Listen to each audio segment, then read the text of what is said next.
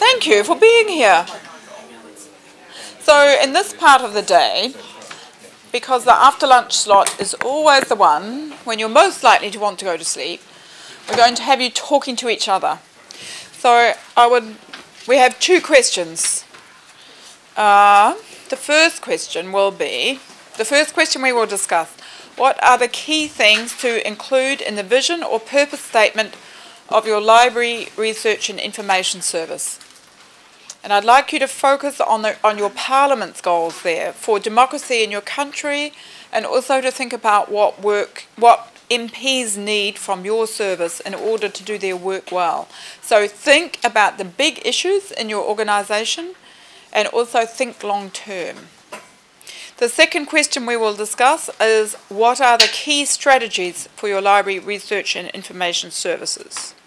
So I'm going to go now to the slide which discusses the process, and then we will come back to the questions.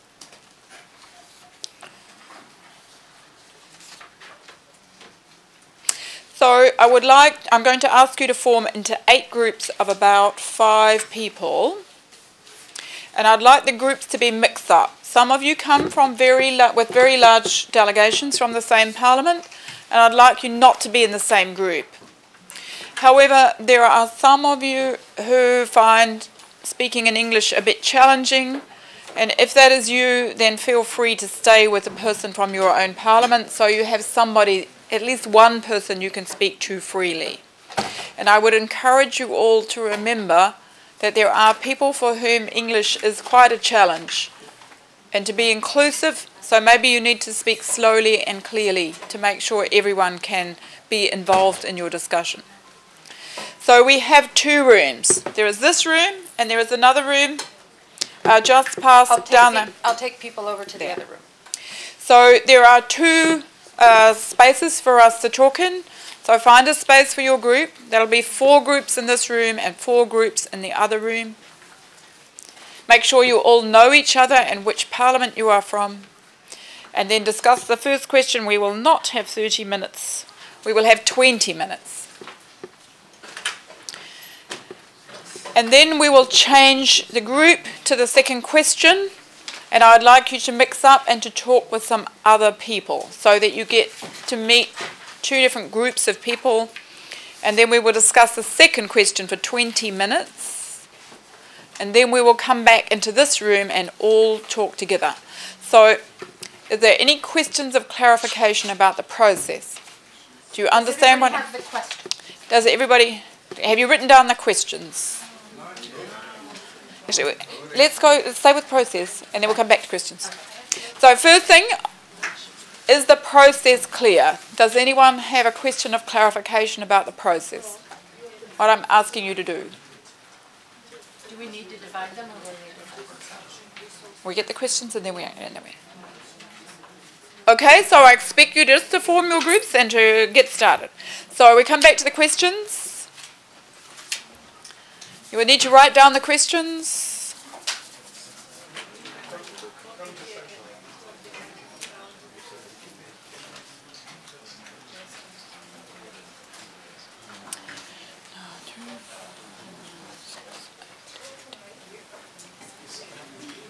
Innocent is taking a picture at the screen, which is... Innocent is taking a picture at the screen. Yes, that is a very clever idea. So if you have your smartphone, then you can just take a picture. That is a very fast way. Yes.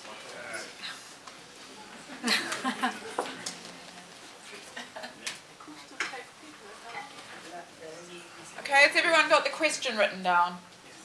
Or a picture. Or a picture. You have the question. Wait, I move away because... It's a very quick way of doing it. Actually, I'm not sure that we need at least to go with 6 groups. Or 5. Or 5 or 6. Yeah, 3 here and 3. I think we have lost some people over lunch. So rather than 8 groups, we will have 6 groups. And I think the groups will be 5 or 6 people. 3 in here and 3 in the other room. So is everyone ready to form a group? Stand up. can't form a group sitting in your chair. So there's 3 spaces for groups here. So 1, 2, 3. And then I'm going to take the rest of you, over to my room. What might be easier to do is have everybody. How many groups are you going to get? I don't want to number them off because some of the language speakers have to stay together. Okay, so I'm asking you to choose your own groups so that you can decide how, if you are 2 from the same parliament, whether you go in a separate group or whether you stay together. I encourage you to mix up so that you hear different experiences, but for some of you, you will need the support of somebody who speaks your language. Okay, now I'm going to ask you, everyone stand up.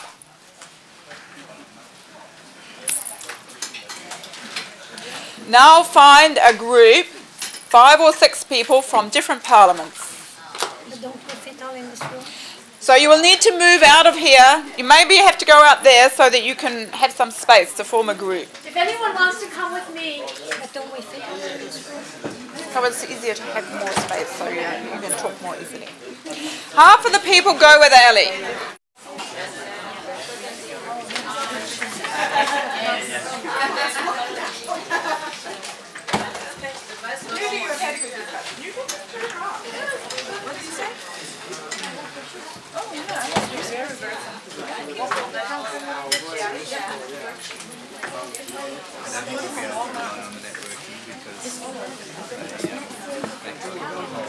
So we have some new members. So anyone who is sitting next to an empty chair, if you could indicate that.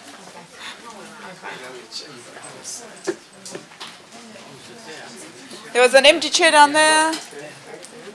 That one is mine, so you feel free.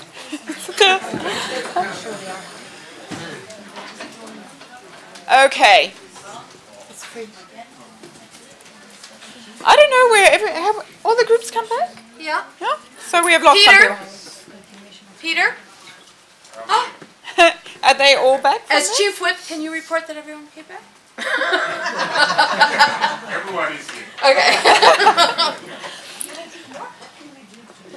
Okay, so let me just, the ground rules for this bit of the discussion, it is one big group discussion. You are not reporting back from your group, but I am asking you to share anything that came up in your conversation that you think is interesting for the group to hear. I would ask you all to use your microphone so that the interpreters can hear and interpret for those people who prefer a conversation which is not in English. Who would like to begin with sharing something useful from the conversations they were part of? Do you want to do it by question? Oh, yes. We'll start with a question, but also feel welcome if there was something in your conversation that was not particularly focused on these questions and you think it is interesting for everyone to hear. Those comments are welcome as well. So, and this conversation may shift and move on. We have half an hour for the big group discussion, and at the request of one of the participants, I have asked 2 people to take notes so that we can write something up from the session to share with you all afterwards. There's one delegation who missed there was some theoretical material we discussed earlier before lunch. We are happy to share that with you later, and you will get it on a USB key at the end of the week. So now I open the conversation to the floor to anyone who has something they would like to share.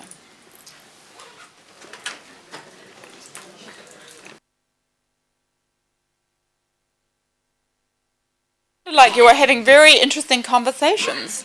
Oh, please share them. Yes? Somebody there? Turn your microphone. Thank you. Okay. Thank you for the opportunity. Okay, we started with the discussion surrounding the first question.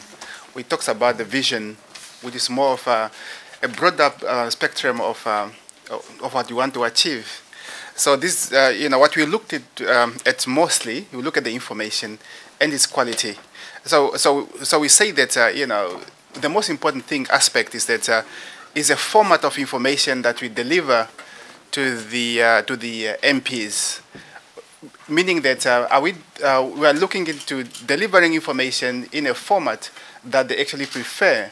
For example, like I think it was discussed, it was also mentioned earlier that as opposed to only focusing on giving the MPs written text, maybe we could convert that information into more audio materials, or maybe some way into video materials where they can listen to it as a clip, or watch it as a video.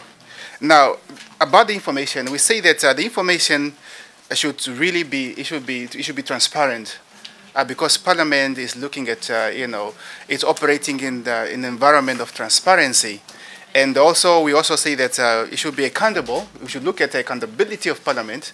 Like, for example, most MPs that are present in Parliament are actually voted by the public, and the public want to know now what the MPs are doing for the people. Yeah, and we also talked about that the information should be reliable. It should be reliable, that we are delivering. It should be relevant and up to date. We don't want to give outdated information. If a bill is proposed, we give it as a proposal, but when it changes after a certain time, then you have to give the latest version of that information. Then, accessibility. We're discussing that, like in our parliament, Namibian parliament, information is for the public. So we have to create a way to identify public access where the public can access that information from, and then that will go together with ease of access as well. That information should be should not be hidden somewhere. Should be easy to find, and these are now the things that, like having a website. Okay, those ones will come in strategies now. How we identify our strategies that okay, how do we achieve all those ones? The ease of access. And then the key thing that came out, the standout, is that the whole idea of our vision is a dream. We want to bring Parliament to people. That's the key thing that actually stands out in this, in the whole preparation of the aspects we need to include into the vision. Okay, now just briefly on the strategies now. Now that you identified, yes? Okay. Come back to you. That was excellent, but I just want to make sure we hear from a range of people. So we'll come back to you when we move to strategies. So would somebody else like to add to the conversation? I want many voices in this conversation.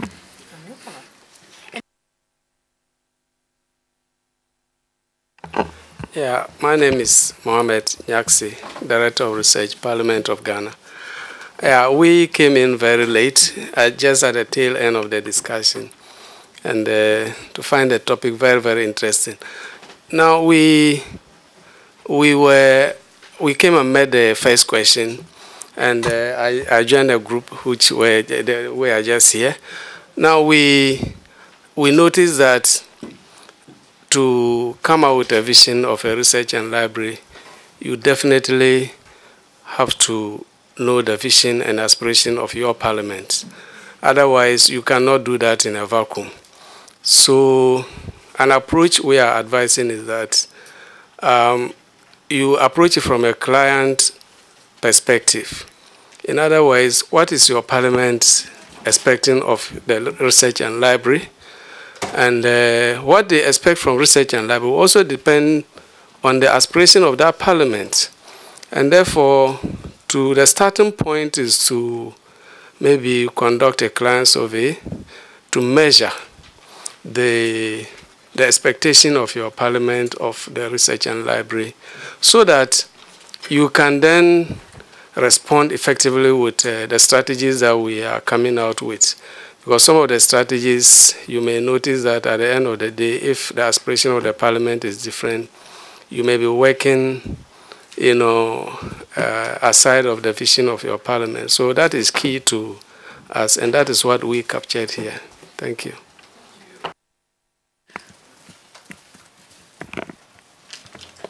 Thank you very much. Yeah, on the first question, we were in the same group, but just to add a few things. Our discussion, we focused much, we said the focus should be parliamentary business. What is this business of parliament? All of us know that ideally legislation oversight and representation. So to what extent is the library or research service addressing this? Secondly, we also said that today the issue of technology is so important.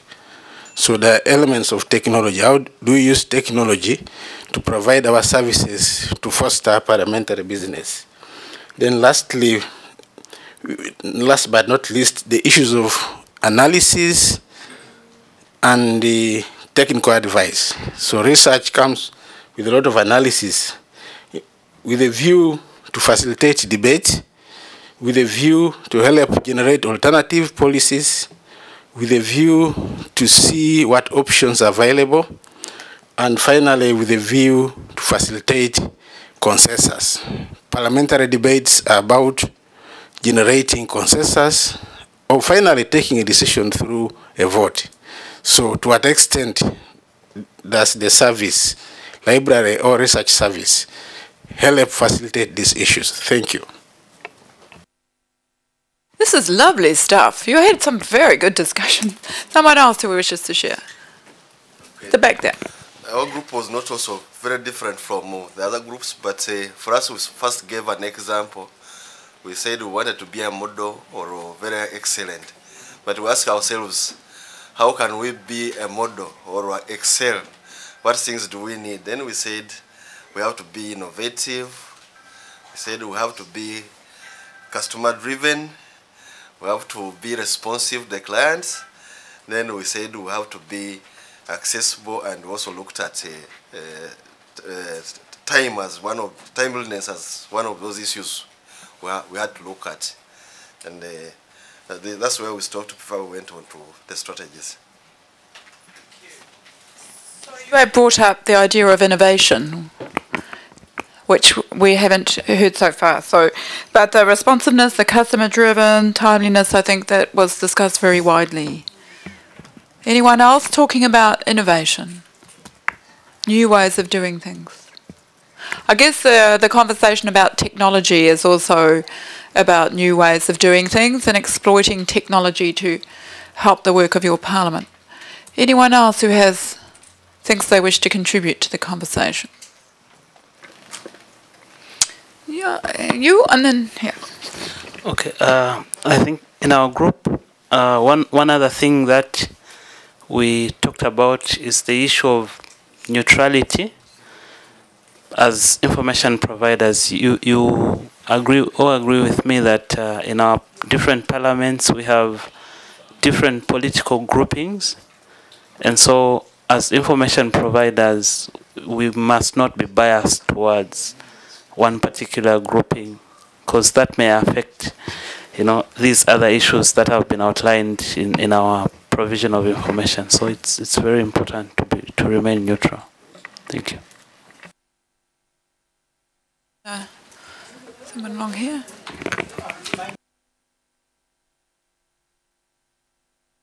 We've heard from a lot of men. And there were women in the group. Please. So there was. I'm not saying I don't want any more men to speak, but I'd really like to encourage the women. So I could have given it to Mona or my colleague from Free State. We were in the same group, so they can present just for gender balance purposes.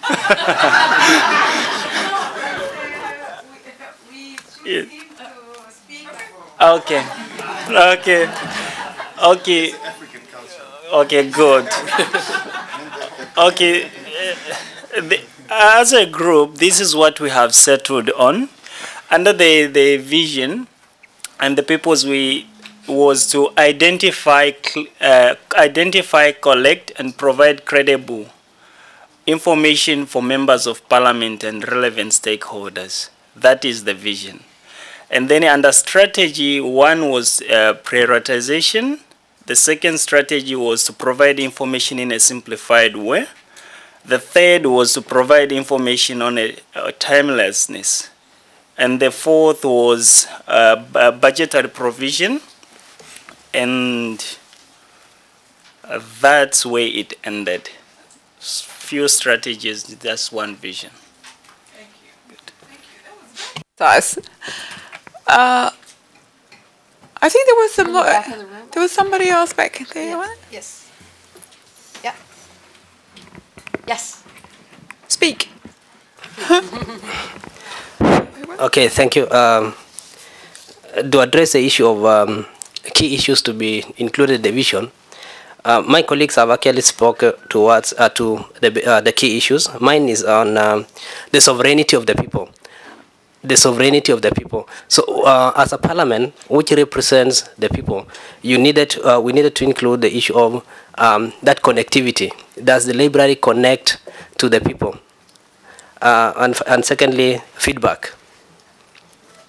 The feedback on the information provision. If you provide information, there must be a feedback from this from the clients. Are they satisfied? Is the level of service provision adequate to serve the business of the house, or to inform decision making within parliament committees? Thank you.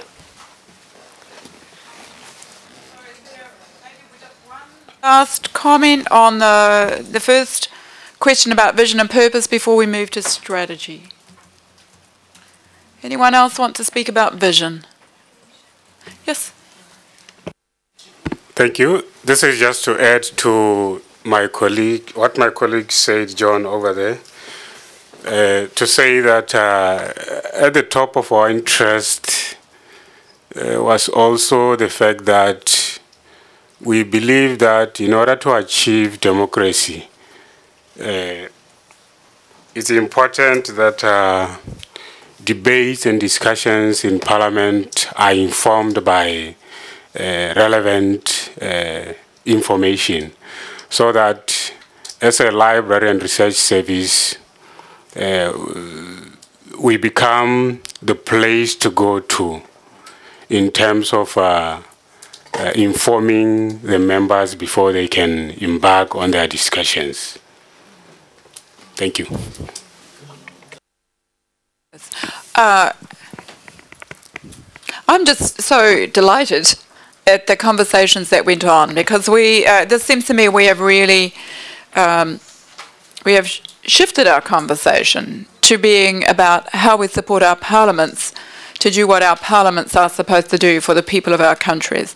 So when we are thinking about supporting legislation and supporting oversight, then this is giving us a much stronger purpose for the library and research work in our parliament. So I wish you all the very best taking that message home and really thinking about what it is that we can do that will improve the decision making and the discussion that our MPs are having in our countries.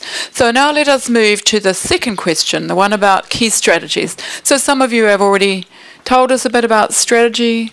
I open the floor to anyone else who wishes to share their conversation about strategies. Thank you. A woman, hooray! Okay, thank you very much. Finally, we can break the men thing. Okay, one thing we talked about concerning the strategies that we can do and what we can advise our parliament to do. I think capacity building is very important. We discovered that various universities are bringing in new people almost on a daily basis, new people graduating. Therefore, there's new information out there. They're learning about new things altogether. And then we discover that as libraries, you find that you have the same people in the same places, but without capacity building, without training. So you find that you're doing the old systems over and over again, which become monotonous and they're not interesting at all. So I think capacity building is very important. We should encourage our parliaments to ensure that as many library staff, are trained regularly so that we improve on this. Yeah.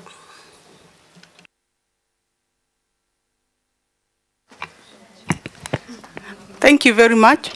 In our group, just to add on the capacity building, we thought that we also need to, in addition to recruiting qualified personnel, is to capacitate those who are already there to make sure that they are also up in the technology.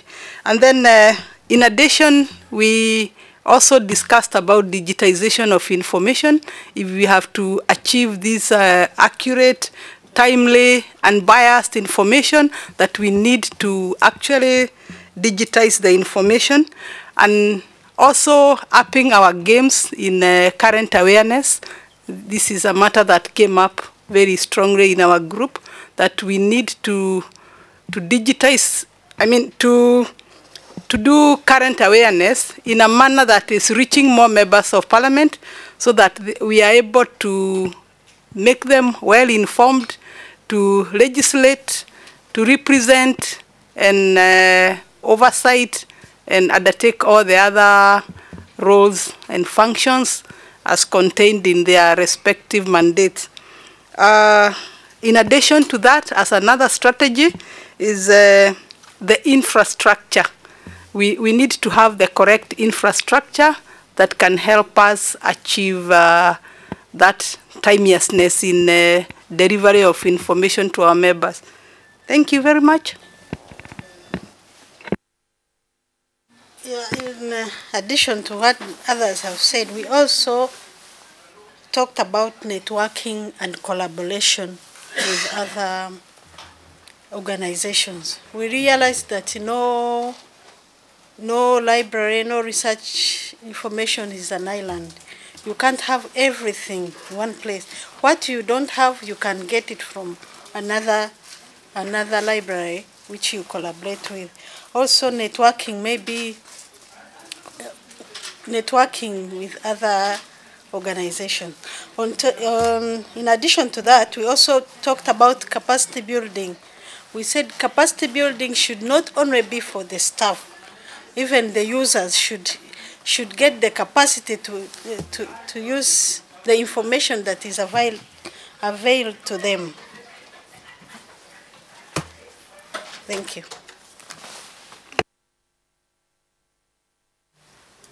In our group, we also mentioned evaluation of our services. It's a strategy.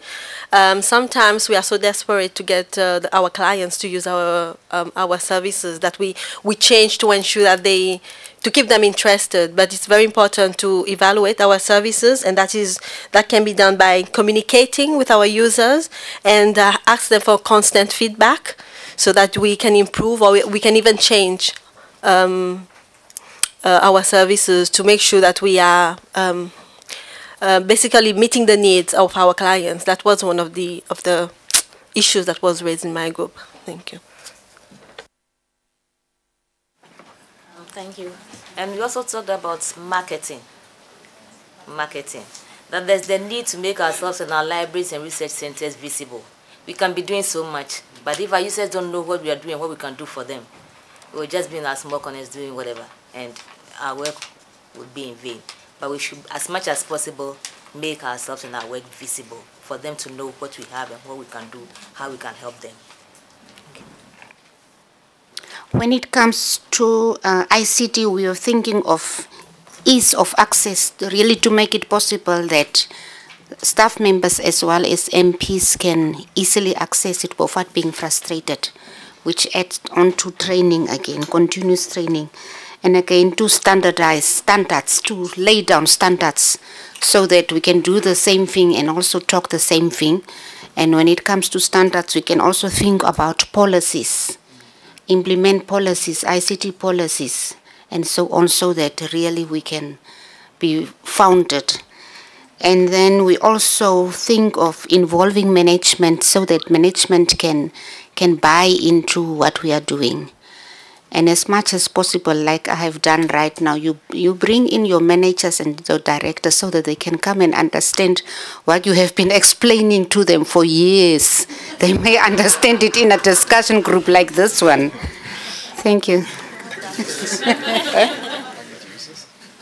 And the target users, we also talk about targeting user groups, because we know that our core users are the MPs, isn't it?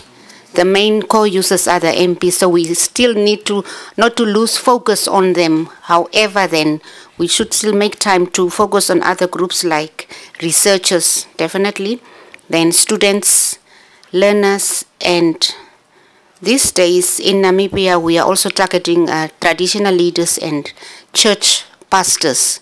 It's where people are broadly explained, because if we missed out on traditional leaders, which are in most cases the local authorities, they support local authorities and they are sitting with the lands and things that where the law should be applied, and many times these people are out. So those should be our target groups, to reach them with our outreach missions or to bring them in. Many a times we are trying also to change nowadays in Namibia that, when it comes to bringing parliament to the people, usually it's a thing of the library does its own thing, and the research or information journalists, they go out and tell the school groups of what and what, and then trade fairs where they go and do some displays. But these days, since last year, we have changed that so that everybody in the parliament should not feel excluded, so that it's not only for library staff or information or research users for them to go out and sell what the parliament is doing. But we have taken it across, whether it's a, deputy secretary will go on the next step, at least to go and stand at a trade fair and to tell the people what the parliament is doing. So we are rotating in such a way that nobody should feel left out in knowing what the parliament is there for. And on the long term also, we were thinking of people with disabilities that were so often left out, so that we can, the Hansards and those proceedings, in the long term, we will definitely be able to translate it into those that can only hear, those that can feel, in different formats that people with disabilities can hear. And again, the sustainability of programs, we should also guard against. Many times we have these projects, whether it's long or short term, that we are running, and then when the funds and the donor runs out, then it's a standstill. So we must drastically look into it, because definitely if we capacitate our people, the skills will be transferred from generation to generation. Thank you. So many messages which are about Parliament is for the people. Very inspiring. One thing I just want to add in from my own experience, when you are talking about capacity development building, most of you are talking about the technical skills of librarianship and research services. We have begun this conversation with a need to understand the work of our Parliament. How many of you have a program that is about capacity building so your staff understand the work of the Parliament more deeply? Is anyone doing that? Anyone have a program to help staff understand Parliament? Kenya. Kenya, tell us about it. And Thailand. Very good. Okay. So this is important. If your staff, if you are saying the work of the Library and Research Service must be focused on serving and supporting the Parliament, you need to understand the Parliament better. Does anyone want to tell us about your capacity building? In Kenya, we established an institute that is, we call it the Center for Parliamentary Studies and Training. And we've been actually focusing not necessarily on the Kenyan experience alone, but Kenyan experience takes first stage. But the reason behind the establishment of that institute is that we established regional parliaments, which I would call regional, like what we have here in South Africa, the provinces. So we have 47 parliaments, mini parliaments. They are legislative assemblies. What we do is that they run just like the normal parliament. And since they don't know how to run parliamentary business, we started training them, giving them capacity on how parliament works. Even our new staff, when a staffer is recruited into parliament, the first place they are taken is to the Center for Parliamentary Studies and Training, where we give them the basics of how Parliament runs. What is Parliament? What should you be expected as a staff of Parliament? How does the Constitution relate to the work that we do? And all that stuff, what are bills, what are acts, and everything that goes into the parliamentary business. That is what we train them. And why some of the people here know that is that because they have been beneficiaries of that training. We had people from Malawi. We just recently had a big group from Zambia, and we are expecting more. Thank you. Lovely story from Kenya. From Thailand. Somebody tell us about what happens in Thailand. Yes, I'm Sunida Bunyanon from Thai Parliament. I just have finished the program for training the MP assistant and our official, our staff to know how to use the library effectively and show them, train them to know what library provide database or many we have provide many things for them to support their work, such as our database that we use, we subscribe from like LexisNexis, Westlaw, something like that, because maybe the MP assistant or our staff, our official doesn't know about it, doesn't know how to use, doesn't know how to access to those database that the library had provide for them. So we set up the project and train them how to use, how to access, how to search the information to support the MP or any the committee. That we can use the information that library provide for them effectively, usefully. Thank you so much. I think we have time for one last comment. Yes, Myanmar. So I'm Susu from Myanmar. I want to share the key strategy for our library as an information service, or let me share our experience of the library. So our parliament is very young, so 4-year-old. So our staff nothing. So because our country and the militaries are 33 years and the militaries are defense. So our staff nothing don't trust the political science. So that's a major issues or major challenges in our research departments. So firstly, 2030 February, I work on the research department. First issues, I cannot write research briefings. So we need to workshop, we need to training how about to write the research work. Yeah, so library staff or research staff need to training, and so how to work research and how to make research briefings. So capacity building is very important for the strategy plan. That's all. Yeah.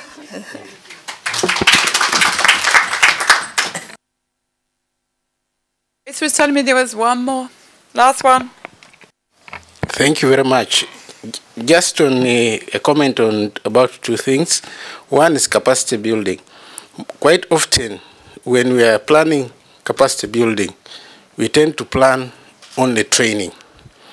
I think the issue of tooling the staff, giving them, we talked about the iPads, the computers, the smartphones, and etc. I think we need to widen the thinking in terms of capacity building. We should see how to equip the librarians and researchers to move at the same level with their clients. Because quite often they will give the MP the iPad, everything, then they don't give them, the staff anything. And yet they expect them to move with the efficiencies necessary to support the other ones to deliver. Two, the issue of strengthening our visibility. So there should be programs to strengthen our visibility. How do people know we are offering this service? If we do not structure marketing materials, dissemination, organizing library weeks, organizing these activities that make sure that we are alive in an organization. So it's very important that that also is covered. And then lastly, just to add on the issue of management information systems and evaluation, monitoring evaluation of our programs. Quite often, we want to deliver, but we do not structure. How do we monitor that we are performing? What are the indicators? How are we delivering? Are our customers happy with our services? So I thought that I could add those few. Thank you.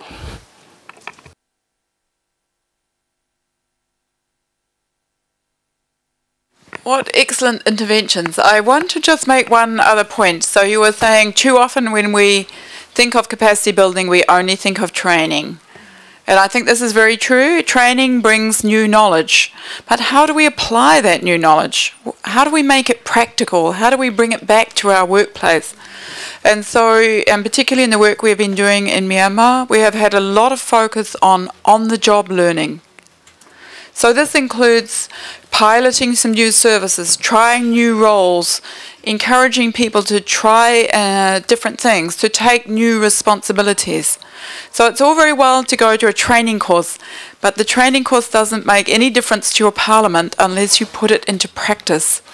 How many of us have been to a training course and then their training course ends, we go back to work, and the pressure of work is still there and we just go on doing the things the way we have always done them. So it is really important, and we have many managers in this room, that we encourage staff to put what they have learnt into practice, and that we have, that we foster a culture which is about trying and experimenting new things, and that is really strongly focused on actually what we do at work is what counts, not the new things we have learnt, but how we apply them and how we put them into practice in our parliaments. So I think we are now at afternoon tea. It's been an amazing session. So I want a big round of applause for everyone who has worked so hard.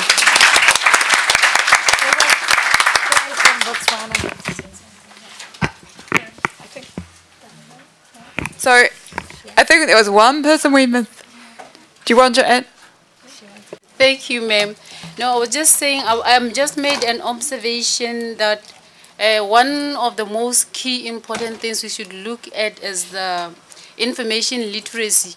This whole morning, most of our presentations, we are talking about our MPs having tablets, iPads, and PCs, laptops, and stuff like that. And we agreed that they still want us to give them printed information, to print researches for them instead of using those tablets. Is it because I don't know, we should check if either do they know how to use them to get the relevant information that they need, or it's just that they don't know how to use them. So I think that is it's a key thing that we should do. Make sure that we educate them on how to use those things to get the information that we provide them with. Ties in very well with your colleague here, because if the staff do not have the same tools, it's very difficult for staff who are not using tablets and smartphones themselves to show MPs how to use them as a tool. If you always search using a PC, it is very difficult to then demonstrate to somebody how to do it on an iPad. So it is certainly the staff who are charged with training MPs absolutely need to be using the same tools as them, because otherwise they are not able to train them. So obviously it is a conversation. I hope that the conversation goes on, that you continue to share these stories with each other, And the thing that I think has been very inspiring is to see the level of the conversation, how much we are talking about our parliaments and our parliament service to our countries. So I wish you a good conversation over afternoon tea, and then after afternoon tea we have another very interesting session with two very inspiring presenters who will have a lot of great information to share with us. So we come back to discuss information services for 21st century parliaments. We're back here at 4 o'clock. Enjoy your afternoon tea.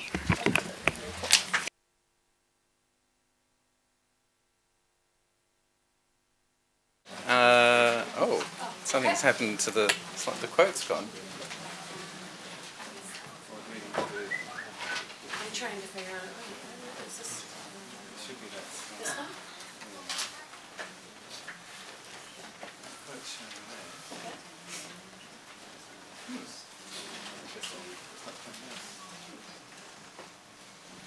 Ha! Technology. Yeah, that's okay.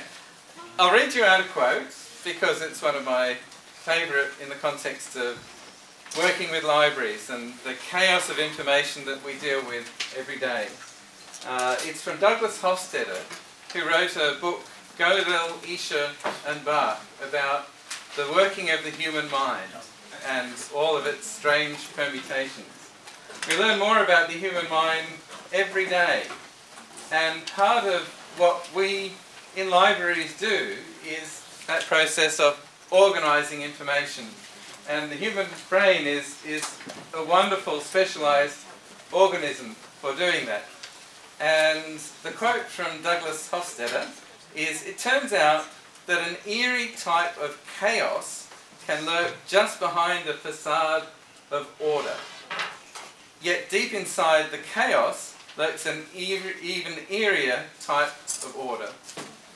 That is, within libraries that we deal with these days, there's an extraordinary complexity of information services and sources that we deal with. And one of the special things that libraries can do is to bring order to that complexity. There it is. It just needed to go one step further. So part of the mission of the profession of librarianship is to seek out that order behind the chaos of information that we all deal with. And this is quite a special role for parliamentary libraries, because the parliamentarians have that possibility of drawing on a trusted information source, the parliamentary library, in terms of making judgments about the legislative work that they do. And it's quite important that the library is situated in a way that it provides the sorts of information that will help frame the judgments that are made by the parliamentarians in developing their legislation. So if we go a little step forward. And we're going to do an exercise today on the library in the 21st century. And this afternoon it'll be, actually go forward that next one. Okay. This afternoon it'll be a bit of a situation analysis on where we're at in the modern library in the 21st century. And there have been quite dramatic changes in the last 15 years since the turn of the century. Tomorrow we'll do some exercises in case building and have a look at how we build that digital library that can service the online services that are part of the framework that we deal with in libraries today. And we'll look at, as part of that, some of the online resources that you've got as a library to help frame the building of that digital library, and also some case studies and ideas that emerge from the sort of brainstorming that we're hoping to do this afternoon. So moving another one forward. So what's new in the 21st century, particularly for parliamentary libraries? Well, there are a few that are pretty hard to miss. One is that we're in the social media era. And that has a particular importance for libraries, because libraries that were once central as the information service and source for the general public, for parliamentarians, for many other people, are in many cases now sidelined by a deluge of other sources of information. It's got a mind of its own. And as part of that, very connected to it, we're in the era of the digital. And if you look at book collections and at the number of publications in print that libraries hold, you can see we passed a period quite about 10 years ago in many of the libraries that I deal with where their largest collection was in print form, and in many cases a lot of libraries now have moved to a majority of digital collecting. And that brings us into that aspect of we're in an era of multifaceted publishing. We're not just dealing with print publications, nor are we dealing with just e-books or e-journals. There's things like the social web, blogging, Twitter, and more. And many of your parliamentarians will be using those resources for their communication. And if you want to build up a record of the communication of Parliament over time, then you're looking at more than just what books a parliamentarian may have published in their lifetime, but blogging that they've done, media releases, and other resources such as that. Another complaint of parliamentarians these days is the 24-hour media cycle and the impact that has on making judgments in Parliament, which is to say that information goes out in a much shorter cycle than it once did. News can hit the social media very rapidly and far in advance of the ability for the parliamentarians to prepare a coherent response to something that's happening. So in that context, you have the challenge of the abundance, a term from Diaz, I've got a citation there later on, which is all about the fact that parliamentarians need to have some trusted information sources to draw on to make effective responses in a very rapid cycle. They may draw on the parliamentary library if it's there and situated in the ways in which they need to draw on that information, or they may draw on other sources if they don't see that service being provided by the parliamentary library.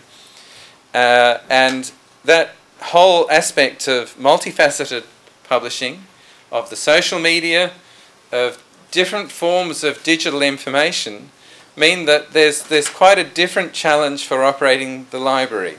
When I first started dealing with sort of major library systems at the turn of the century, the main activity of the library was the curating of physical assets using the online catalogue, and the online catalogue was it in terms of the transition for libraries from, say, an old card catalogue to an online catalogue, and that was the major challenge that libraries were drawing on. But they were still the trusted information source for information within organisations. Now that revolution has been quite an exciting revolution in those last 15 years, because all of a sudden, where there was some pretty stale old software, mainly commercial and pretty well known, there's now a whole gamut of systems which a library can draw on to implement some wonderful information systems within the library service. But that's a challenge also, because while your library may be looking at those systems, there are other viable sources for people to draw on, and it becomes therefore very important for you to understand the behaviour of your parliamentarians in their information-seeking quest, so that you know what sorts of information sources they're looking to, so that you can position your library to be providing those. So that's a question not only of being the traditional library where it was a come-hither arrangement and people came to the reference service to ask questions and you provided some research services that could be centralised in the library. More and more, you need to be out and situated in the places where your parliamentarians go to achieve their information, so that you're providing those services. So what's new in the 21st century for libraries is quite huge, but quite positive too, because unlike the majority of the Swiss watchmakers, the libraries are still there and still going quite strong. And long may it be so. So, next slide. Do you want to go to the next slide, or are we going to do the... Well, let's see what the next one is. I can't remember what I did. Okay, yeah. So I think we probably want to... actually, no, let's go on to this one. Okay. So, there's some positives in this whole new transition in where libraries are going. As I said, in the turn of the century, library systems were stale, and now they're incredibly accessible. And there's technology there, often which is out of the box, that libraries can implement. And I think we've seen that in many of the presentations that we saw this morning, of libraries moving to digital library services, of libraries moving to platforms to support parliamentarians who have mobile devices and tablets, and of very creative innovations in the use of delivery of information services to parliamentarians. So the move to digital is already happening. You can see across the spread of the room, and that's quite a positive progress, really. And in some ways, the whole milieu of the problems of information security and privacy can, while they're problematic for you in setting up information systems, are actually quite good for libraries, because there's the opportunity for libraries to position themselves as a trusted source of unbiased information to parliamentarians, outside of a milieu where you can see that people quite consciously misuse Twitter and misuse social media to achieve an end of their own. The library has a possibility to be there as a stable source of unbiased and reliable information supply for the parliamentarians, including critique of other information services where appropriate. So you shouldn't hesitate to stand back from the information flow and alert the parliamentarians where there's problematic information sources coming in that you're aware of. And the last one, I think, for next. What's not so good is the challenge of relevance, as I mentioned before. Gone is that reliable central role that we had for the reference librarian and the research librarian, where you could sit at your desk in the library and wait for people to come to you because you were the main source of information. And you all know, I think, and we've seen that in the presentations, that that's well and truly gone. But that does mean the gradual repositioning of libraries to meet those new information challenges. And the second was that challenge of abundance. And I think we can see that among many of the libraries here as well, that many of the parliamentarians now have mobile devices, and on those mobile devices, it's not necessarily the library that's the first address that they're going to when they want to look up information.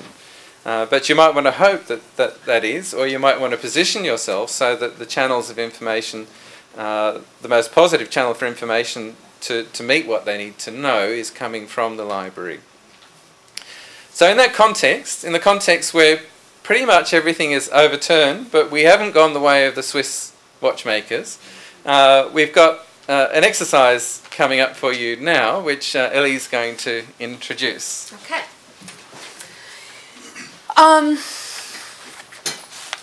You know, in looking at listening to your presentations this morning, I was struck by how many times you had mentioned that, you know, our parliament was established when our country gained independence in 1962, 1964, 2014. You know, many different, but we were talking about maybe the last 50 years. We're not going to go back 50 years, okay? But I want you to think 21st century means we've been in this century for 15 years. 15 years. I mean, it's really pretty incredible. But what's happened in those 15 years? And what we'd like you to do is think about what are 5 or 10 things that we have now at our disposal, that we know about, that we have, tools, resources, ideas that we didn't have 15 years ago. Ha! And you thought it was going to be easy. We're going to make it even more interesting because we're going to use one of those new tools to do this exercise. And that's crowdsourcing. So Edmund has created a tiny URL for you. Okay? A tiny URL, it's in fact one of the other pieces of technology we're going to use here. It's just a way of circulating a link to someone that isn't a very big, long, full domain link with lots of little sublinks and subdirectories and so on. So I've created a tiny URL to a Google Docs document. And that Google Docs document is set up as a public shared document. So you can, in theory, assuming your PC is working, all work on that document at the same time and put your own comments in the document and develop your ideas. So the link is tinyurl.com/IFLA Cape Town. Now, with a bit of luck, your PCs should mostly be working now, and we'll find that out in a minute. Everybody's doing Facebook. Come on. Yes. So try it on your. So try that on your. What you need. All you need to do is type in that link on your browser. tinyurl.com IFLA Cape Town. In the browser. And if I can find out how to get.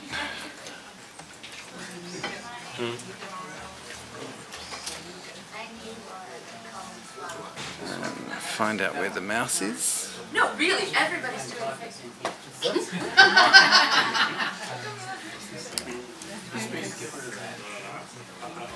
Oops. So tinyurl.com/IFLA Cape Town. Should be all you need to type in the browser.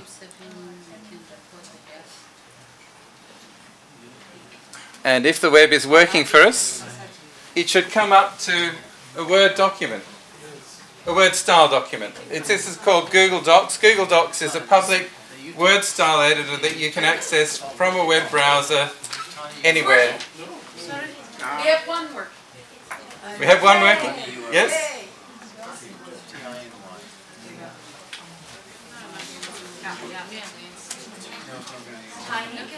There we go. Now, in the first instance, what we want you to do is just type in any ideas you've got on what's new in library systems. That's coming. There we go. Awesome. You can see as people are typing in their ideas, it's a shared document. So it's tinyurl.com/IFLA Cape Town.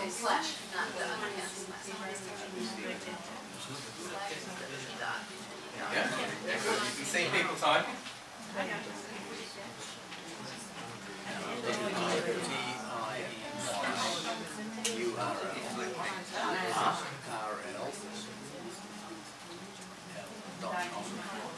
Okay, you're in. You're in. Okay, what's new? So what kinds of things are I see? It's working.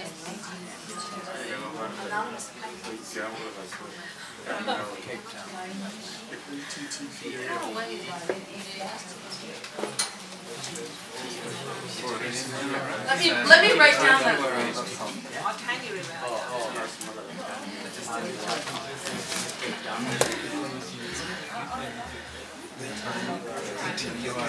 I want to scroll. You can see, yeah.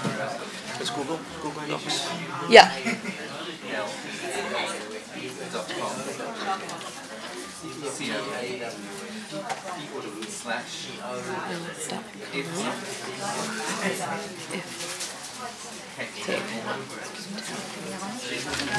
No space.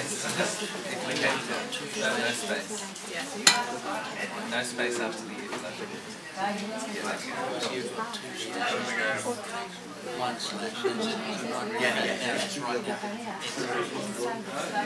So you can see people are typing. Yeah. That's all right. You go down. It's file unavailable. Sorry.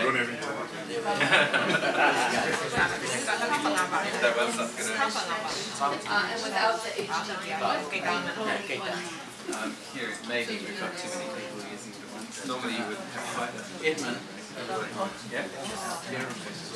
Yeah, there's a couple happening. It's obviously, yeah, just click reload. There you go. You're in. Okay. You're in. Hey, hey. Are you bringing up the link again? Yes. No. Oh. There we go. Now this may be stretching the limits of Google Docs. Normally you'd have 3 or 4 people collaborating. So it'll be an interesting experiment to see how well it handles it. Yeah, we've had a few people have an error in accessing.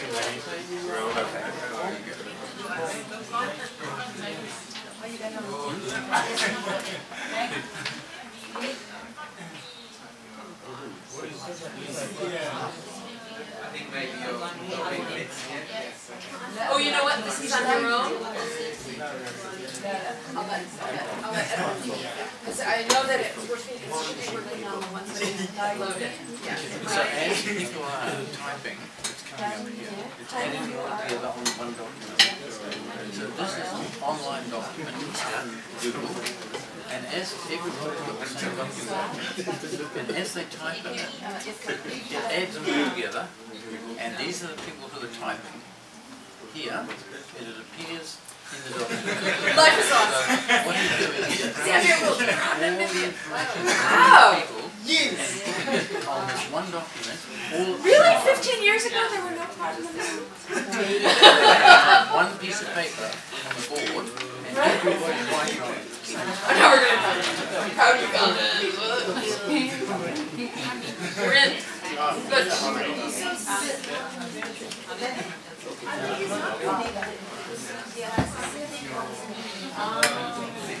Excuse me. Do it.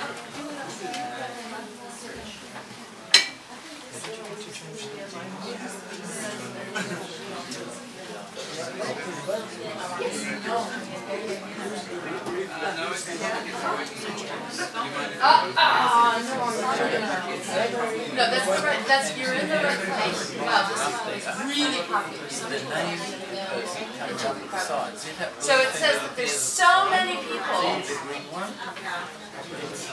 If your PC has got your name on it, come up there and say. If you have contributed, if you can log out so that maybe some of the people who are getting locked out can try it. So if you do that at work, at a workshop, you can do that. You can make a document. So yeah. All at the same time.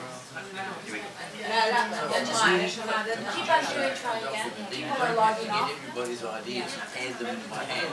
They all do it by themselves, all at the same time. So it can be very powerful for getting ideas. Keep on trying. Just keep on trying. Yeah, keep on trying and see if you get in. There's obviously a limit to the number that Google Docs is happy to have online. Okay. But it's interesting to see it all happening up on the screen there. So let's see what some of the things are that you've identified. Okay. Tablet. I assume we're meaning, computer tablets as opposed to, Tylenol extra strength. But Tylenol extra strength is in the last 15 years too, right? Okay, so tablets. And then smartphones. Great. Twitter. Facebook. So that's social media. Perfect. Ebooks evolution. Ebooks. Life is awesome. Life was not awesome 15 years ago? IFLA. IFLA is awesome. IFLA was awesome 15 years ago too. What's up? Okay, so that another social media. I was in Kenya also. E-journals, great. Okay. Proud Namibians. I still think that 15 years ago they were proud Namibians. Mobile TV and radio. Who put that in? Mobile TV and radio. It's an interesting comment. Okay, can you elaborate on that a little bit? Because that's one that we hadn't thought of, and I'm curious. Yeah.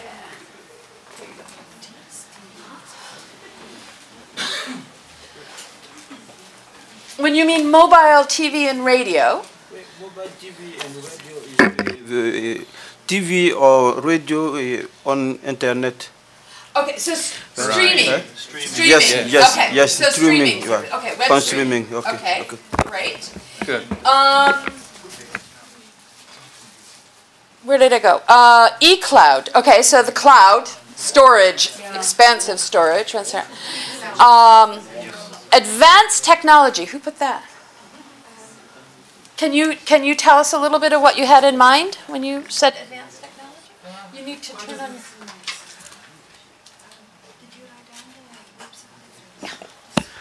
I was simply referring to the technology advanced mobile phones, smartphones, more advanced computers, Macintosh, a lot of stuff.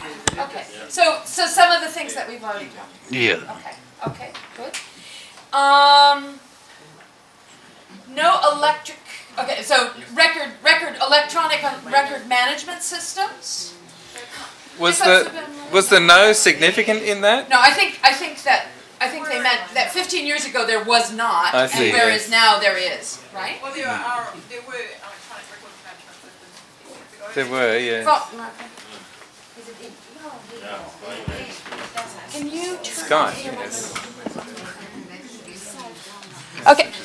Does anybody who didn't have a chance to log in, were you able to get on, Hiba? No, still not. Oh. Okay. Okay. So for some that were not able to get on but have others, maybe Edmund can add these. I can add them here Try. now. Yes. Oops. Hang on. So, there we go. So, what else in terms of, for those, any other ideas? Yes. Was not here 15 years ago. okay. Institutional repositories were not here 15 years ago. No? Okay. And value-added library services as a concept is new in the 21st century. Are we going down anymore? Interactive websites is one. You know, one that I heard a lot about. There's some more. Too far. There are some okay. more down here. There we go. Okay. Search engines. Yes, like Google. Google and yeah. They were there, but no. Clearly, they've evolved very rapidly in the last 15 years. Integrated websites. Who put that down? Integrated websites. They left. They left their mark. Okay. So I mean, does everybody understand the concept of integrated websites? Because I'm not sure I do. That's why I'm asking. I mean, I think that the concept of Microphone. Microphone. Microphone. The concept of so we are trying to develop an integrated website in Myanmar, and what we mean is the notion of a website which is fed from a repository. So rather than manually uploading the data to the website is built from dynamic searches against the repository, and it includes many different types of information and a lot of interactivity. So the website itself is dynamic. It's not holding in a static way all the documents that are. So there are some static documents, but there are many of the functions of the website are fed from a repository in a dynamic kind of way. So what I would understand by integrated website is that it's pulling together information from a variety of Could we also places. call that you have to You could call it dynamic. You could call it dynamic, perhaps. Can you turn off your microphone? Apparently there's only 2 microphones that work at a time. Mine and sorry. Could we call that a dashboard? like the dashboard concept of having many different and aggregated, where the website aggregates. I mean, I guess that's another one, is our dashboards, if not the same, where you have information that's being pushed out from many different places through one portal. I think they are separate ideas. The dashboard also has the notion of, which again is a new concept, of using graphical presentation of the information to make it easy to understand it at a single glance. So I think that's another concept which is a very, and also that idea of integrated information for management. Okay. So we can add dashboards as a separate thing. Online storage and sharing, like Dropbox, kind of associated with the cloud, but different. Instagram, selfies. Nobody puts selfies on there.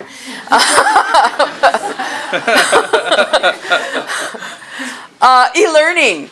E-learning is really evolved and quite new. D-library systems, namely Alfresco, DSpace, Koha. Maybe open source library systems are new within the last 15 years. They are, yes. So we could group them into that. What we're doing now, crowdsourcing, I think is a new concept.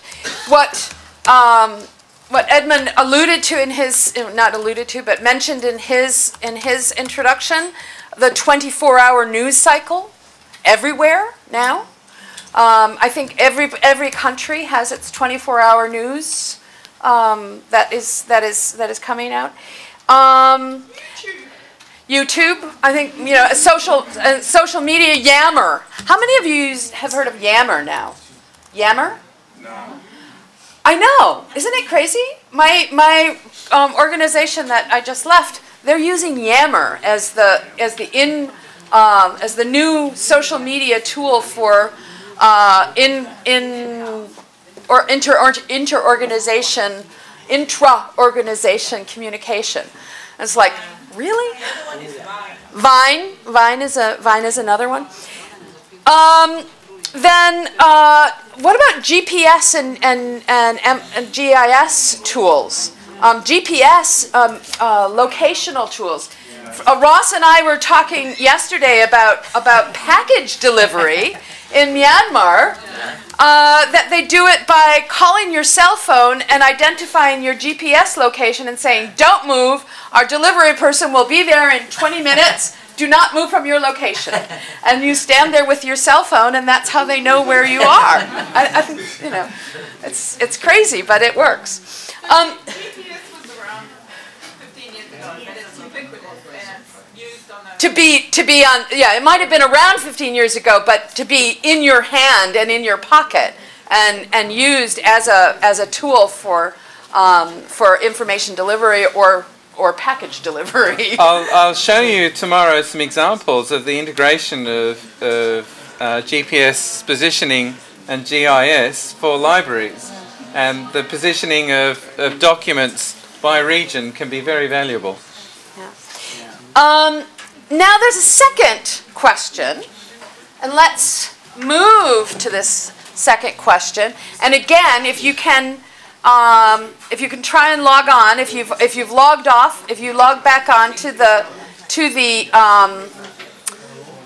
space, and the question is, how might this change your parliament? This is a little bit more complex, but let's see what ideas you have about how do these new innovations, new tools, new approaches, how do they change your parliament? How do they affect your parliament? Let's give you 5 minutes to see what you come up with. I'm sure that Mr. Oh, you've got some already. There's some headings there, just as thought points for you to fill out, but some specific examples would be really good for what your libraries are doing. Maybe even put the name of your library down, and any innovations that you have and you're working on. Feel free to put additional headings in for other ideas of specifically what you're doing. And this can be a document, being a collaborative document, it's something that can be shared later on because it's built up by all of you.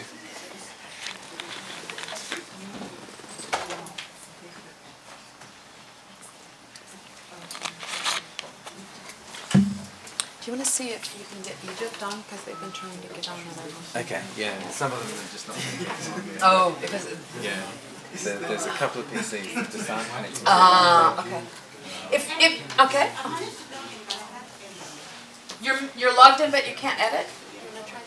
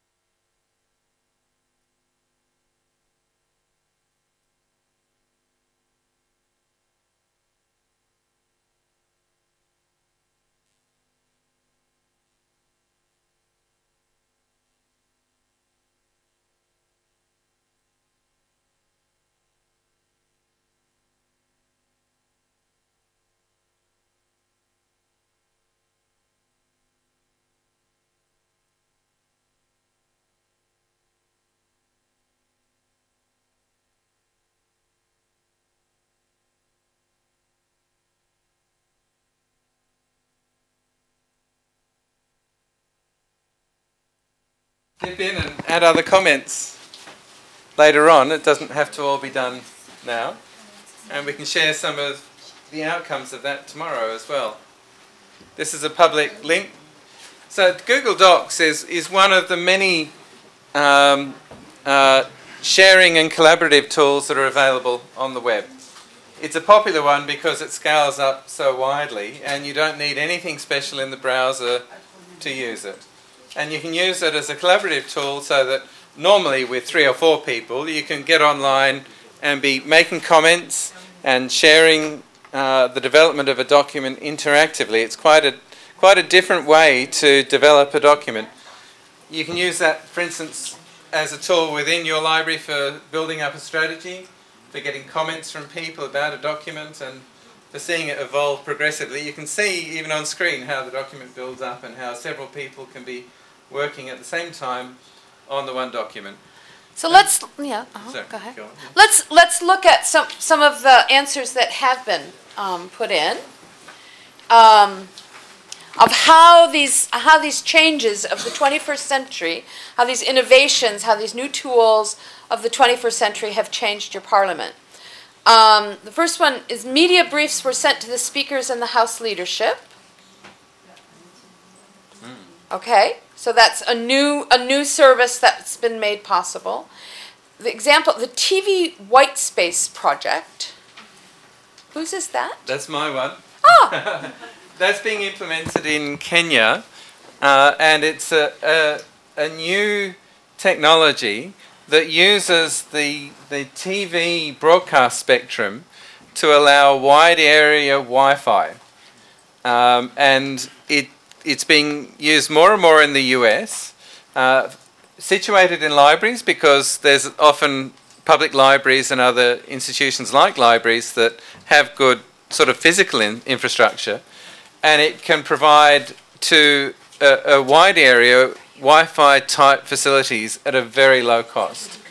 And this is seen as quite a core development for regional areas, for areas that have poor physical networking infrastructure, and as a way of reaching quite a wide area with Wi-Fi style connections. So I've asked Susu to add Wi-Fi to our list above. Yes, that's because good. Wi-Fi is really changing the Yes. way that we're able to deliver information services, the way we're able to use them, and the way we're able to deliver information out to our clients. WhatsApp messages to MPs. Good. Who does that? Kenya? Now Just that only Kenya? Kenya? Anybody else? That's another great Thailand, aren't yeah. you using WhatsApp? No. Aren't you using WhatsApp? No. No? Not with your MPs. Not with the MPs. But sending messages out through those applications like WhatsApp, Twitter, to MPs, has become very popular. E-bulletins, chats. How are we using chats in the libraries, in the parliamentary libraries? Can you use your microphone? In Ghana's parliament, what we rather do is to use social media to improve the MP constituent relationship. So we encourage the MP to be on WhatsApp with his or her constituents, Facebook, instead of physically traveling there or the constituents traveling to Parliament House. So we are using it differently. We are looking at the most important strategy for us is how the MP interacts with the constituent, because we want Parliament to be relevant to the people. And Parliament can only be relevant if you are in touch with your constituents. And therefore, we are leveraging on the media sources, most social media sources, to allow the constituents. Now technology is coming up so that they can send up WhatsApp messages. The MP can reply telling them exactly what is happening. So The only aspect that we, the parliamentary service, uses such messages to get to MPs is when we want an emergency gathering of the House. Those aspects are there. We just bulk it, send it, and then all of them will be in the House the next moment. Right. You know, that also reminds me of something that we discussed last night with Edmund, and that's how parliamentary libraries are also following the social discussions that are happening on social media. So not only using social media to inform MPs or to have conversations or dialogues with certain clientele, but you're also like taking the pulse of the nation, let's say, by observing what kind of social media discussions are ongoing, for example, and being able to synthesize that and make that, you know, just like we used to do, you know, daily news clippings, you might be doing periodic, you know, observation of social media discussions and synthesizing those for MPs as well. So chats, I think that's fine. Webinars, so online learning, webinars, again, because many of you have MPs that have very distant constituencies. So having MPs come together in a learning experience may be very difficult. But using new technologies, you can bring them together, or their assistants that work in their districts and their constituencies, you can have learning opportunities for them through the use of online media. Online subscription of newspapers, I would say journals as well, maybe. Sorry. There we go. Okay. Then use of the intranet, internetparliament.go.uganda. Does Uganda want to tell us a little bit about information with regards to the Parliament telephone directory, vacancies, internal information for the House? So Kenya, you only have the website. You don't have the intranet yet, but you have a mail that you're working on as your intranet site. And the gecko is writing that. Document management. We'll wait until you finish and come back. So digitization. Digitization is so huge, and that's really the last 5 years, I think. You know, we're all trying now to have work on our strategies for digitization, on what needs to be digitized and how that can be done in a cost-effective manner. OCR scanning. How many of you have problems with OCR scanning because of, for example, when I was working in Pakistan, we had a huge problem with it because the Urdu font that was used for the business of the House was not OCR legible. And we had a huge problem with the digitization companies for them to develop a way to translate that font into really readable documents. Have any of you also had problems with Thailand? Also with, and Myanmar is also the font problem. So we can have new technologies that work really well for some contexts, but become problematic when we have to make that bridge between what has been used in the past and what is accessible to these new technologies. Angola is digitizing the historical archives. The digitization of archival materials will encourage research about the Zambian parliament. I think that is huge. How much more research can be done about Parliament now that parliamentary documentation is accessible to the public in ways in your countries that many cases has never been true before.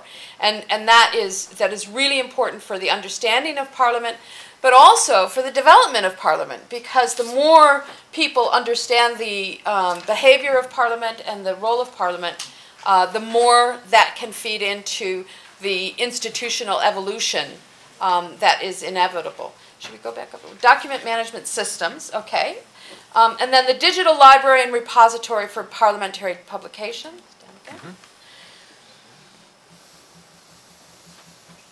So again, these library tools that are now available, the open source tools, business process outsourcing. I think that this is really a very interesting issue, and I think Moira also spoke to it. Whereas it used to be that you would come to a library and you would come to the library with technical service skills, and that was really important. In parliamentary libraries, that's much less important, because you can outsource those services to other library services, to other libraries or other library services. And your emphasis is less on the technical services side of librarianship and more on the information provision side of librarianship. I might add an interesting experience that I had in Ukraine, where we had a very big document that needed to be translated very quickly. And what we discovered was there was a tool that was being used by Georgetown University alumni. And what they would do is they would say, how many of you are available to help translate a document from Chinese to English in the next 14 days? And you would have 5 people that would volunteer. And they would work on the translation, and then somebody would bring it together, and you had a translated document in 14 days that might have otherwise taken 2 months. And it was for free because it was from students. So there's lots of ways that crowdsourcing can work also as outsourcing in an innovative way. Faster interaction and problem solving. What a good one. Who put that one up? Do you want to comment on that? With your mic. Members of Parliament are constantly interacting. Of course, the end goal to solve problems for the communities at large. So constant interaction is taking place, and it's faster now because of the technology. So are they solving problems better? Yes, I think they do. Sometimes, yes. Sometimes, yes. Good, excellent, thank you. Access to wider range of information across the globe. Very important. I mean, the information resources that are now available thanks to online union catalogs and tools like EBSCOhost where you have so many research journals available to you that might not otherwise would have been prohibitive to find in the past. Online trading and exchange of knowledge, video conferencing. Our favorite, current favorite is Skype, but I think there's lots of other ones. I tried something in Morocco last month that was called Blue Jeans. I don't know if any of you have, but it was actually quite effective, and it was like up to 100 people could be on a conference, on an online conference, and have interaction. It was very, yeah, it was very good. Save paper, very important. And if you save paper, you also save money in some ways. Saving the environment. Saving the environment, exactly. More. Here, this is something that actually came up when we were doing some work in Egypt, that the business case for providing MPs with tablets is based on saving enough paper so that you can actually pay. We worked out that you could pay for the tablets, a tablet for each MP, in the savings of paper, and that was even assuming 50% of the MPs would not stop using paper. So, for a parliament and the distribution of ordinary, the ordinary documents that they need every day in the parliamentary session, there is so much paper that you use. So this was a very powerful argument that you could pay for the tablets. And so also including paying for the training on the use of tablets. So, I mean, we have heard a number of parliaments also talking about the needing to find ways to manage the budget. And this was really a significant way to have savings. Yes, yeah. Parliaments use a lot of paper. Yeah. Easier cybercrime prevention. It's an interesting one. Who contributed that? Again. Would you like to? Yeah, I think many a times crime nowadays is taking place online as well. So our MPs are informed. They can share knowledge or information for that matter, and crime can be prevented, I guess. It can be prevented. Yes. So you think it helps MPs understand those issues? Those issues better. Even policy issues associated with Of course. that. Excellent. Faster information sharing, absolutely. Less physical interaction between library and clients. Could be, it's a way that things are changing, for sure. But a need for lifelong learning. We have to be constantly aware of these new tools and new approaches and new resources. Retooling of MPs and staff. Change of attitude for librarians to match the tide. Scanning and uploading documents without proper metadata. That's the other big issue. Rendered useless. And that's why I think this has come up in our conversations today a lot. That metadata is an essential skill. Putting on appropriate metadata is really an essential skill for any information professional these days. And traditional information services are becoming obsolete in some ways. As Edmund said, we can add to this document as long as we wish, and then we can summarize it at the end of maybe the pre-conference. We can keep on going.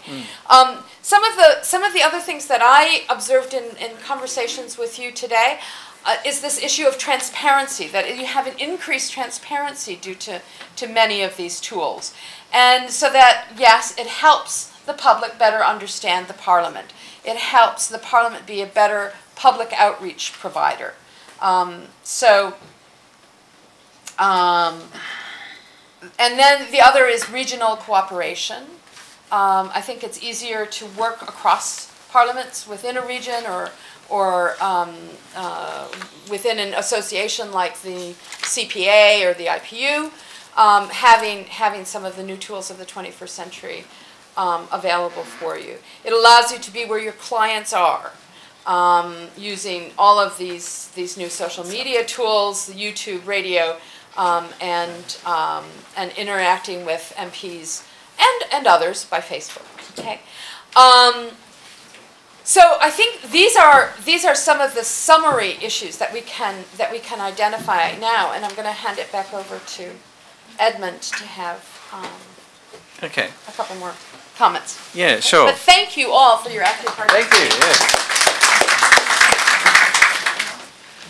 Well, that's really fascinating, and it shows how creatively forward a lot of the libraries here are looking already in terms of where you're heading with all of these technologies. And that comes a bit back reflectively to the strategy of the Parliament and then the strategy of the library. And when you develop a strategy for the library, in reflecting on the strategy of the Parliament, you also need to bring into it your professional understanding of the situation of libraries as well, which is to say that the library may have a longitudinal horizon a lot longer forward than the average sitting term of a Parliament. In building your digital library, you're building the digital library as a heritage for the next Parliament, as well as a resource for the current Parliament. So bear that in mind in building your strategies for your library. You have in that an opportunity to inform upwards the important things about information management that you know about, that you can bring clarity on upwards in the vision for the Parliament and where it goes. So the Parliament itself may need you to bring forward ideas on where it goes with its digital repository, with its communication strategies via Facebook, and other social media vehicles. It's you're not necessarily just takers of what comes. I think you can see with a lot of the comments here that you can also be makers of that strategy within the Parliament if you're thinking forward and communicating those in a way that can be understood by the Parliament so that they know where to position their strategies. And thank you, that was a really interesting exercise. And do feel free to keep amending that document. It's a shared document. You can keep editing that overnight or tomorrow morning, and it can grow into something of a resource statement of some of the creative output from this session. Thank you. I think so the rest of it is for tomorrow? Yes. Okay, then I have, before we break, I have one thing that I want to do with you, and that is to give you a little tiny thought assignment. Why isn't this working? Homework. Homework. Yeah, you know, you all came just to have fun. There we go.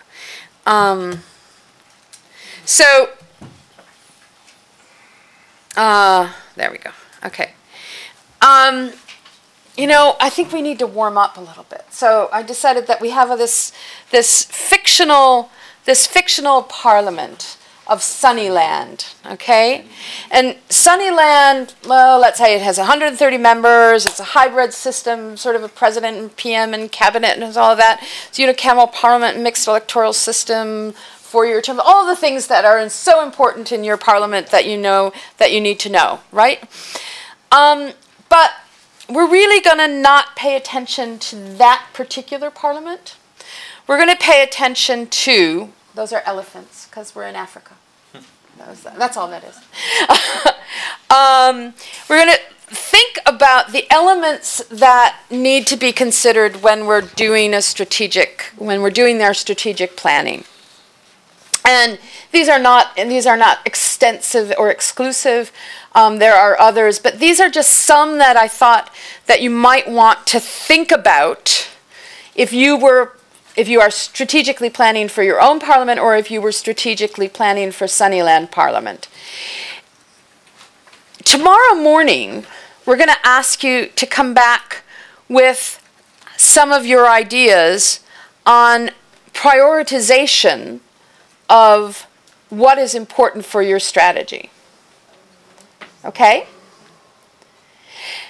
Now, if you were to report your strategy out to someone, and we've talked about it a little bit today, about you have to make sure that the decision makers are in the room. Who are the decision makers for your parliament? Who are your decision makers in your parliament?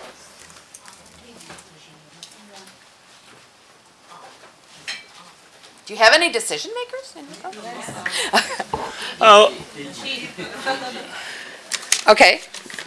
I wanted to say, in our case, Mr. Jones here, because his signature is the most vital thing. Yeah, it unlocks everything. So the Director of IT, Library and Research Services. Okay. Okay. I've heard in the back the DG, the Director General or the Secretary General. Okay. Anybody else as a decision maker in Parliament?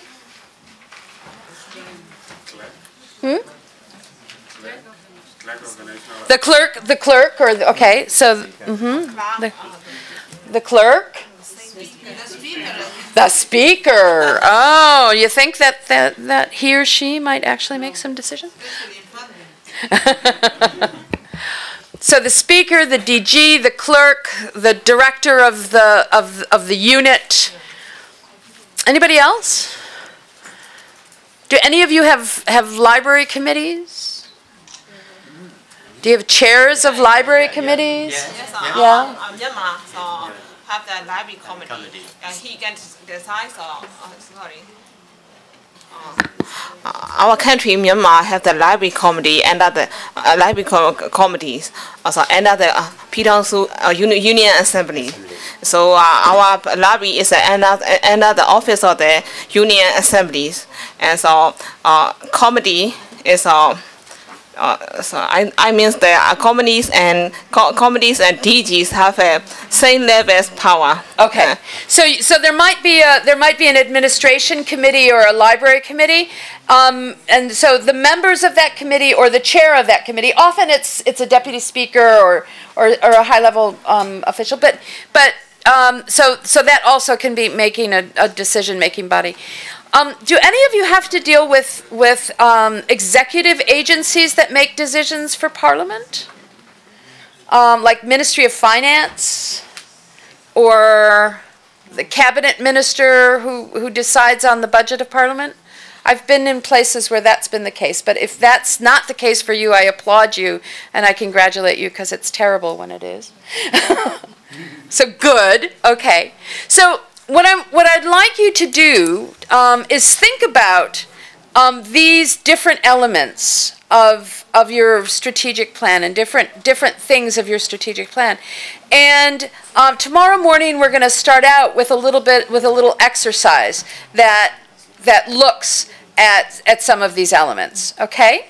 So either take your photo of the list or write some of them down, and then tomorrow morning we will start off with something that's going to energize you instead of putting you to sleep, because I see lots of closed eyes.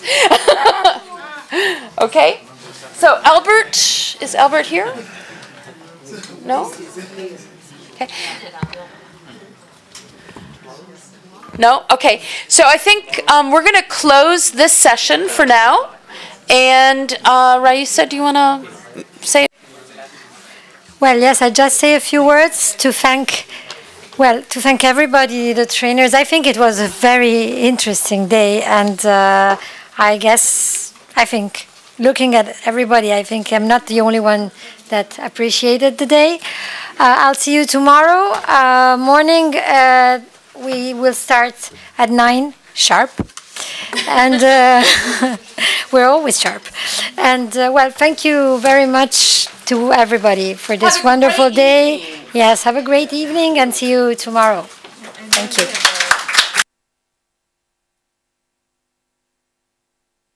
I would just the same place, but maybe a different entrance. I will ask Juanita just to remind you also that tomorrow, after the training, we are going to the same place, same entrance, also same entrance? Okay. And we will go tomorrow, there's the pre-conference, starts with the reception and the tour of the Parliament. Just after the training, we will be accompanied from here to the place where the reception is and the tour of the Parliament. So we will go directly, just for you to know. Okay. Oh, the right person to say everything is arrived. Okay. Thank you very much for your attention. Tomorrow you won't be escorted to this place. You will find your own way. The police at the gate, you show them your permit. They will let you in. They've been told that you need to show them this. Then you come to this building. Do we need our passports? The passport you were given today, you don't need to bring your passport. This is the passport. Do you have the address? It's 100 Plain Street tomorrow as well? The physical address. The same address you came through this morning. 100 Plain Street. 100 Plain Street. You come in through that, you come to this building. The police inside the building will let you in, because when you come in, you need the other permit, which you don't have. So they will let you in, and then you come to 5th floor to this place. We're starting exactly at 9 o'clock tomorrow. Promise. No promises. We're starting at 9 tomorrow. Please try to be early. Tomorrow is a normal day. It's not a public holiday. There will be too much traffic, even inside Parliament. there will be too much traffic. People won't know you. The Parliament is in session, and it will be in session until Thursday. Just before we go to National Assembly, they will stop for us to do our own business. I just want to say, sorry, hello, sorry to bother you. Tomorrow the entrance is not through Lely Street where you came in today. It's a bit higher up in the road through the visitor center, but our colleagues will be there. You will definitely see us.